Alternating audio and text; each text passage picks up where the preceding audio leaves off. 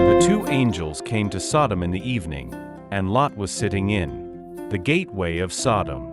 When Lot saw them, he rose to meet them, and bowed down with his face to the ground. He said, "Please, my lords, turn aside to your servant's house and spend the night, and wash your feet, then you can rise early and go on your way." They said, "No, we will spend the night in the square." But he urged them strongly. So they turned aside to him and entered his house, and he made them a feast, and baked unleavened bread, and they ate.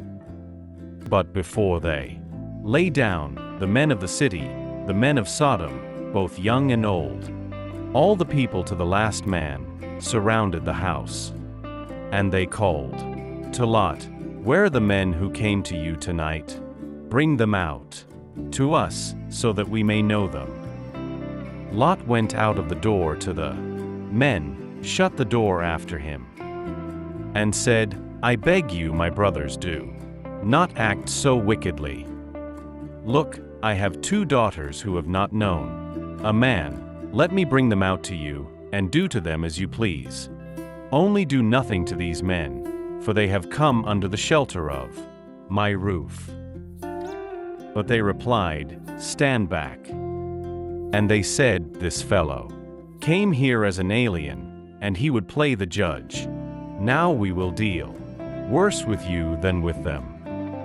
Then they pressed hard against the man Lot, and came near the door to break it down. But the men inside reached out their hands and brought Lot into the house with them, and shut the door. And they struck with blindness the men who were at the door of the house, both small and great, so that they were unable to find the door. Then the men said to Lot, "Have you anyone else here? Sons-in-law, sons, daughters, or anyone you have in the city, bring them out of the place. For we are about to destroy this place, because the outcry against its people has become great before the Lord, and the Lord has sent us to destroy it." So Lot went out and said to his sons-in-law, who were to marry his daughters, "Up, get out of this place, for the Lord is about to destroy the city." But he seemed to his sons-in-law to be jesting.